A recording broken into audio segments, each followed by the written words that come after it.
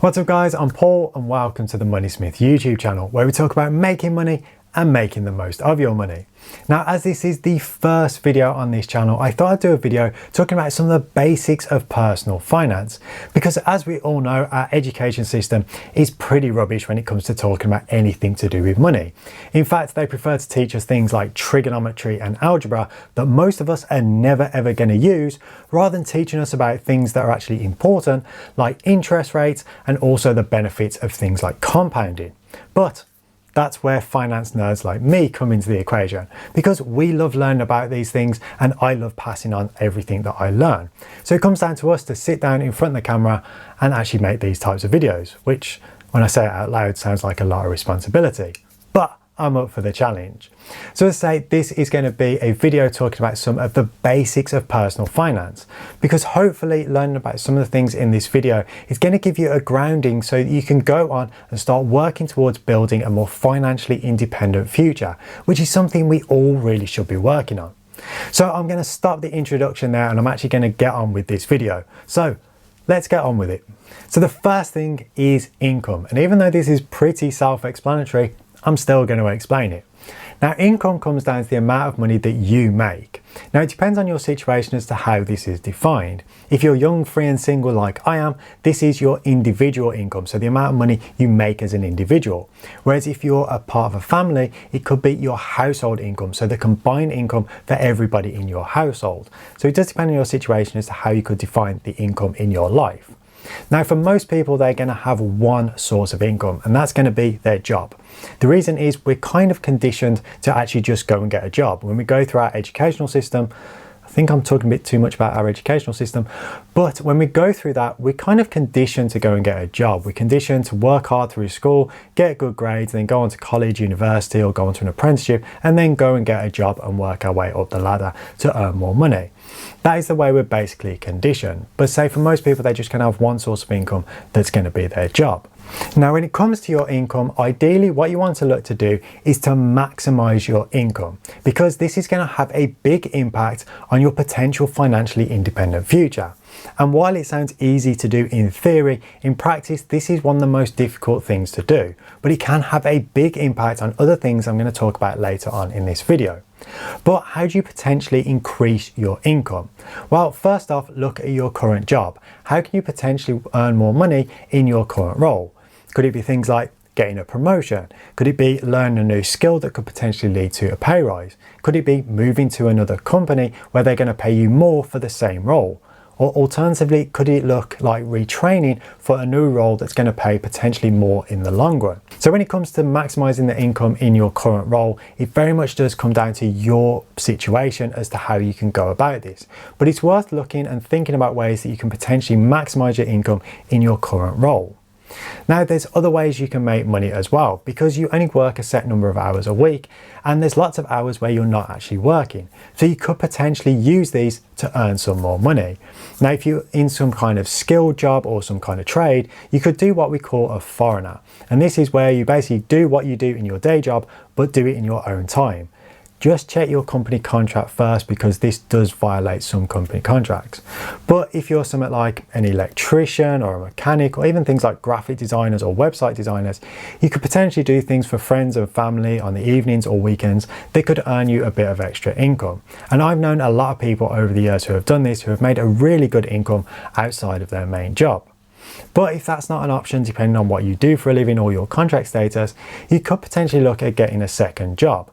Even something as simple as delivering pizzas or takeaway food locally a couple of nights a week could earn you a few extra pounds every single week, which may not seem a lot to start with, but if you add this up over a year, it could be quite a few £100s or potentially thousands of pounds that you could earn extra a year. Another thing that you could consider doing is starting a small side business yourself, often known as side hustles.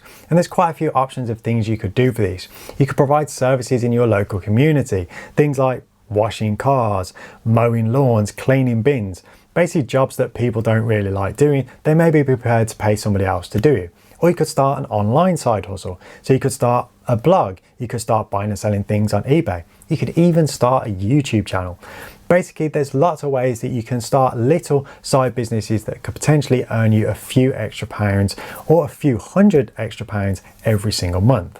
So when it comes to your income, it's worth looking at ways that you can maximize your income, because this is going to have a big benefit on your journey towards financial independence. So the second thing we're going to look at is expenditure. And this is the amount of money that goes out of your account every single month. And ideally with this, you want to look at doing the reverse of your income, and you want to minimize the amount of money you're spending every single month. Now, I'm not saying go to the extremes like some people do, where they spend 20 minutes looking for a coupon that's going to save them 5 pence on a loaf of bread, because that's not actually an effective use of your time. You could be using that 20 minutes to make more money. But what you want to do is basically look through your expenses every single month and see if there's any areas where you can cut down on your spending. Is there things like memberships or subscriptions that you've got that you don't use? Basically just look through and see if there's any areas where you can save money. And then going forward, it can be useful creating a budget every single month. So set a budget for the amount of money you're going to spend on food, the amount of money you're going to spend on going out, going to the pub or going out for meals or things like that. Because even though you want to cut down on your expenses as much as possible, ideally, you don't want it to affect your life. You still want to enjoy the life that you have, because some people go to the extremes and they cut everything out. But for me, I just don't think that's healthy. Instead, take an honest, balanced view of it and just look at ways that you can minimize your expenses while maintaining an enjoyable life.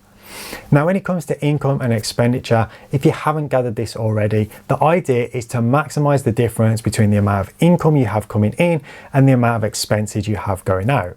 Because this difference between the two is basically going to be your disposable income. And this is what you can use to start building a more financially independent future. Now, I do need to put this in there. This is not financial advice. I'm not a qualified financial advisor. I'm just a guy sitting in front of a camera posting videos on YouTube. So make sure you do your own research before you do anything that I talk about in this video. Just have to put that disclaimer out there. So now you've figured out what your disposable income is, what can you actually start doing with that money to start making it work for you? Well, the first thing you could look at doing is start to pay off any high interest debt, should you have any. Now, what is classified as high interest debt? Well, it depends on who you speak to. But generally, anything over around about 5% annual interest could be classified as high interest debt. Now, for most people, this is probably going to come in the form of credit cards. And according to which the average annual interest on credit cards is 23%. 23%. Which is really, really high. So if you do have credit card debt and you're paying 20+% interest, you want to use your disposable income to clear this, and clear this as quickly as possible. And the reason why we say this, and this is the first step in working towards a financially independent future, is because the interest you're paying on your credit cards is probably going to be greater than that you're going to get returns from anything else that I talk about a little bit later on in this video.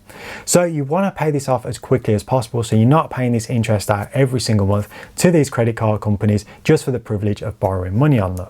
Now, once you've paid your credit card debt off, don't automatically go through and cancel your credit cards and start cutting them up, because they can still be useful to you. You just have to know how to use them. But I'm going to do a separate video talking about how to use credit cards properly, because once again, it's something we're not taught here in the UK, or I don't even think anywhere in the world. So if that's something you're interested in learning about, make sure you hit that subscribe button and the notification bell so you get notified of when I post that video. But yeah, don't be too hasty in throwing away your credit cards. So once you've paid your credit cards off, or if you haven't got credit card debt anyway, you can look at the next stage of the process, which is saving. Now, some people in the financial space don't like saving, but I think it can be a really useful tool if used properly. Now, for the majority of people, when they start saving for things, there's going to be one of two reasons as to why they start saving. The first one is because they've got a specific goal in mind. Maybe they're saving up for a house deposit, or they're saving up for a car or a holiday or something like that. The second reason why people save is to create a rainy day fund or an emergency fund. And that's what I'm going to focus more on in this video, is creating an emergency fund. Because if you're saving for a specific goal, you know exactly how much money you should be saving. So if it's a house deposit, you might need to save £30,000 or £40,000. But when it comes to rainy day funds or emergency funds, how much should you be saving? While some people will say you need to save between 3 and 6 months of your monthly expenses. Now, I'm more cautious on this one, and maybe I'm a bit more negative on this one, but I think you should save a little bit more. And I think somewhere between 6 and 12 months is a reasonable amount that you should put to one side. And the reason why you put this money to one side is should anything happen to your primary income, so should you get sacked or something like that, or made redundant, then you've got some money to cover your expenses. You're not worrying about how you're going to pay the next bill or how you're going to put food on the table. And from personal experience, the reason why I put it at 6 to 12 months is when I used to be a paid employee, what I found was sometimes when I'd leave a job, if it was my choice or somebody else's choice,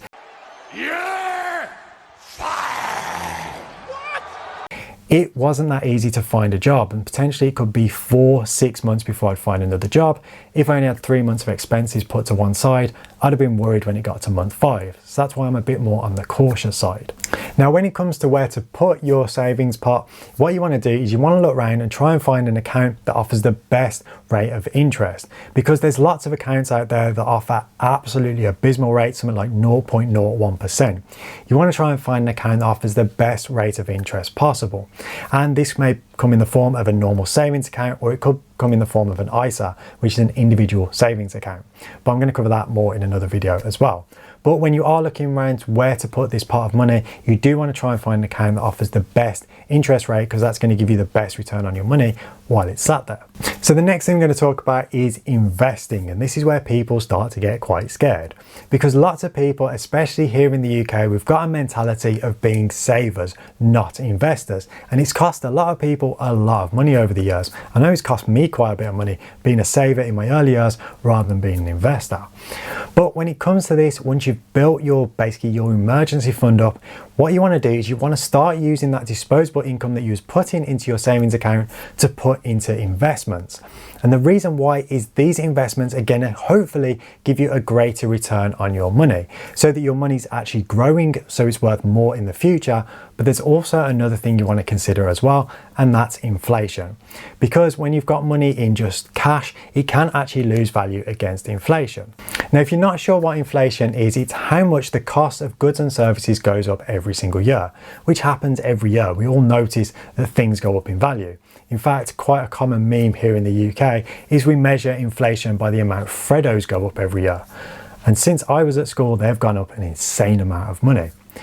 But to put inflation into basic terms, I'm going to give you a quick example. Say I give you this £1 coin and you put this in your piggy bank for a year. Basically, nothing's happened to that coin.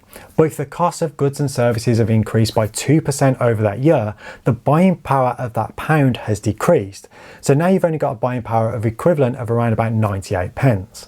Now that's a very, very simplified example, but basically just leaving your money in cash, it's losing buying power every single year. And that's one of the reasons why you want to consider putting it into investments, because hopefully the value of your investments is going to grow, and it's going to grow faster than that of inflation. So your money's actually basically growing in value, your net worth is growing.